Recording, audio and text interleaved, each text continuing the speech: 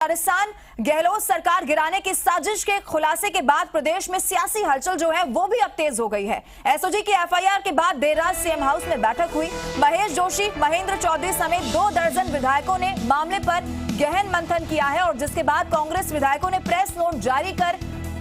विरोधियों के सरकार गिराने की साजिश को वो किसी भी हाल में कामयाब नहीं होने देंगे, ये कहा गया है। विधायकों ने बीजेपी पर आरोप लगाते हुए पार्टी की निंदा की है। कांग्रेस विधायकों ने संकल्प लिया है कि किसी भी सूरत में ये नहीं होने देंगे।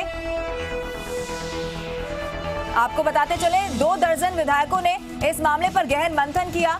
और जिसके बाद सरकार गिराने की साजिश को वो किसी भी हाल में कामयाब नहीं होने देंगे, ये कहा गया। विधायकों ने बीजेपी पर आरोप लगाते हुए पार्टी की निंदा की है। कांग्रेस विधायकों ने संकल्प लिया है कि लोकतंत्र विरोधी ताकतों को पूरी एकजुटता के साथ ऐसी ताकतों को करारी शिकस्त देंगे। सभी कांग्रेस विधायकों ने पूर्ण दृढ़ता के साथ कहा है कि कितना भी बड़ा प्रलोभन देने की पेशकश उनके सामने की जाए, उनके ईमान को कोई भी डिगा नहीं सकता है। राज्य की कांग्रेस सरकार पूरे 5 साल चलेगी। उन्होंने दावा किया है कि ये भी कहा है कि प्रदेश की जनता की कांग्रेस 2023 में राज्य में फिर से सरकार बनाएगी। कांग्रेस की ओर से जारी प्रेस नोट में विधायक लाखन सिंह बीड़ा, जोगिंदर सिंह अवाना, मुकेश भाकर, इंदिरा मीणा, वेद प्रकाश सोलंकी, संदीप यादव, गंगा देवी, हाकम अली, वाजिब अली, बाबूलाल बैरवा, रोहित बोहरा, दानिश अबरार, चेतन डूडी, हरीश मीणा, रामनिवास गावड़िया, श्रीमती जाहिदा खान, अशोक बैरवा, जौहरी लाल मीणा और साथी प्रशांत बैरवा और श्रीमती शकुंतला रावत, राजेंद्र सिंह विधूड़ी, गोविंद राम मेघवाल और साथी दीपचंद खेरिया और राजेंद्र सिंह गुढ़ा के हस्ताक्षर इसमें है। इन नेताओं का कहना है कि राज्यसभा चुनाव में हार के सबक लेने की बजाय भाजपा फिर से वही हथकंडे अपनाकर लोकतांत्रिक सरकार को कमजोर कर गिराने का षड्यंत्र रच रही है। कांग्रेस विधायकों ने दावा किया है कि उनके पास स्पष्ट जानकारी है कि बीजेपी के बड़े नेता इस षड्यंत्र में शामिल हैं, जो कि कांग्रेस के विधायकों को प्रलोभन देकर गुमराह करने की कोशिश कर रहे हैं।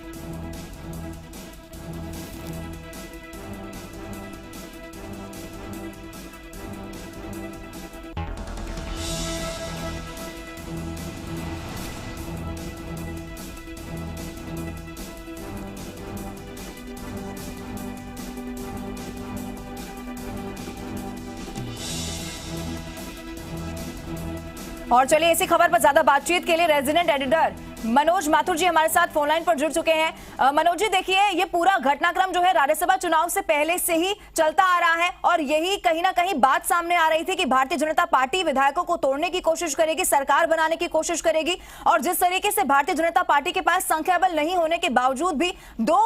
लोगों को उतारा गया था, उसके बाद से ही ये कयास लगाए जा रहे थे। अब किस तरीके से इसको समझा जाए?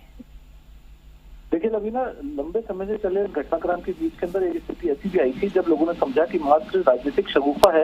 और एक दूसरे पे आरोप प्रत्यारोप करने का एक ट्रेंड चल पा रहा है, उसका ये नतीजा है। लेकिन कल जिस तरीके से एसओजी ने कार्रवाई करी, एफआईआर दर्ज करी और 2 लोगों को गिरफ्तार किया है, उससे साफ तौर पर लगता है कि जब मुख्यमंत्री ने अपने विधायकों को एक होटल के अंदर, एक रिसोर्ट के अंदर क्वारंटाइन के नाम पे रखा था और बाड़ेबंदी की थी और ये बयान दिया था कि हमारे विधायकों को प्रलोभन दिए जा रहे हैं, तो उनकी बात में कहीं ना कहीं सत्यता थी। बाद में जब बीजेपी ने भी आरोप विधानसभा के विशेष अधिकार हनन का लगाया, उसके बाद लड़ाई और ज्यादा बढ़ गई। कल एसओजी की घटना के बाद देर रात को विधायकों ने अपना एक संकल्प पत्र जारी किया है, जिसके अंदर सभी ने ये संकल्प लिया है कि वे बिकाऊ नहीं है, कांग्रेस के साथ हैं और मुख्यमंत्री अशोक गहलोत जो है उनका समर्थन है। तो इस घटनाक्रम को अगर हम देखें तो साफ तौर पर हम कह सकते हैं कि कल की एसओजी की घटना के बाद मुख्यमंत्री ने जो बात उप मुख्यमंत्री और मुख्यमंत्री की लड़ाई की थी, उसके जवाब के अंदर ये संकल्प पत्र जारी करवाया है। ये संकल्प पत्र इस बात का कम दिखाई देता है कि ये लोग कांग्रेस के साथ जुड़े हुए हैं, इससे ज्यादा इस बात का ये रिफ्लेक्शन जा रहा है कि दिल्ली में ये मैसेज साफ तौर पर चला जाए कि राजस्थान के जो विधायक हैं वो अशोक गहलोत के फॉलोअर्स हैं और वो अशोक गहलोत को अपना समर्थन देते हैं मुख्यमंत्री के तौर पर। जी मनोज जी, लेकिन 2 पाले यहाँ पर जिस तरीके से सामने बताए जा रहे हैं, सचिन पायलट का भी अगर जिक्र करें तो जो रिकॉर्डिंग की बात की जा रही है, सचिन पायलट को मुख्यमंत्री के तौर पर यहाँ पर बताया जा रहा है कि उन्होंने कहा कि मुख्यमंत्री का पद दिया जाए, लेकिन फिर कहा गया कि दिल्ली में कोई और पद दिया जाएगा। इसको किस तरीके से समझा जाए? अभी ना देखिए, ये तो स्थिति बहुत पहले ही क्लियर हो गई थी कि राजस्थान की कांग्रेस के अंदर 2 धड़े बटे दिखाई दे रहे थे और कल जब जी न्यूज ने खबर प्रमुखता से दिखाई तो विवेक बंसल ने इस बात को स्वीकार भी किया कि हाँ, ये संभव है कि राजस्थान के अंदर दो बड़े नेताओं के बीच में मतभेद हों। लेकिन इन मतभेद की स्थिति ये होगी कि राज्यसभा के चुनावों के दौरान उनको प्रलोभन देकर मुख्यमंत्री के स्तर तक की बात की जाएगी कि अगर वो कांग्रेस का साथ छोड़ के बीजेपी का दामन थामते हैं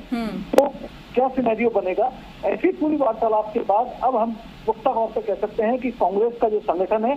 वो अपने मनमुटाव और मतभेदों के बीच के अंदर बहुत ही धारदार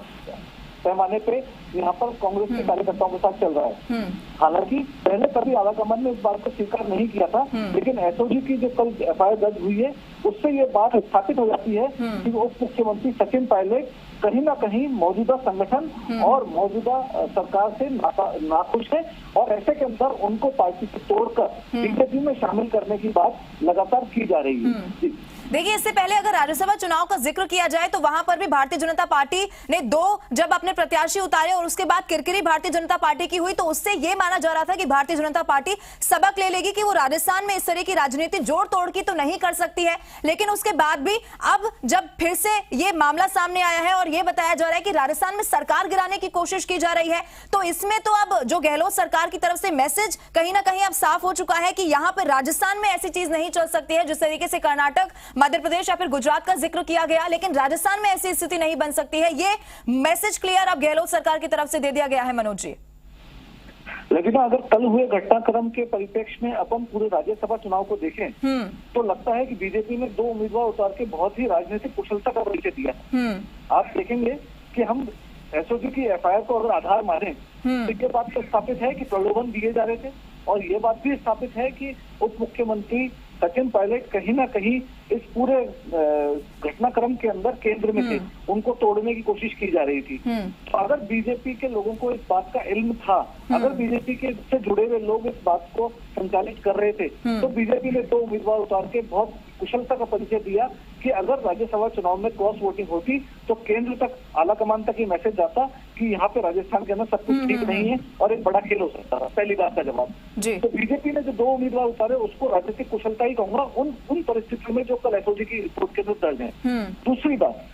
हालांकि ये सच है कि सचिन पायलट ने ऐसा कोई भी कदम नहीं उठाया। ये भी सच है कि बीजेपी और बीजेपी से जुड़े लोग जिन पे आरोप हैं वो सफल नहीं हो पाए और सचिन पायलट की कैंप से या किसी भी विधायक की ओर से, रमेश मीणा को छोड़ दें एक बार, वो उनका इंटरनल मैटर बताया गया लास्ट में, वो प्रूफ नहीं हो पाया। किसी भी विधायक या किसी भी स्तर पे ये प्रूफ नहीं हो पाया विधायक टूट रहे हैं। तो ऐसे के अंदर ये एक राजनीतिक घटनाक्रम के तौर पे इसको देख सकते हैं। वरना देखकर चौका मारने वाली बात थी। और क्योंकि जो हमारे सूत्र बताते हैं वो ये कि दिल्ली के अंदर जब सतीश पूनिया और राजेंद्र सिंह राठौड़ आलाकमान से संपर्क में थे तो इस पूरी परिस्थिति को बकायदा डिस्कस किया गया था और ये आश्वासन दिया गया था कि अगर टूटन होती है तो बीजेपी के दो उम्मीदवार जिता के प्रदेश नेतृत्व भाजपा का एक कदम आगे बढ़ने की कोशिश करेगा। जी बिल्कुल मनोज जी, और यही कहीं ना कहीं कारण है कि भारतीय जनता पार्टी को पता है पार्टी में विरोधाभास है बड़े नेताओं के बीच में और इसी का फायदा बार बार कहीं ना कहीं उठाया जाता है। बहुत बहुत शुक्रिया आपका तमाम जानकारी देने के लिए।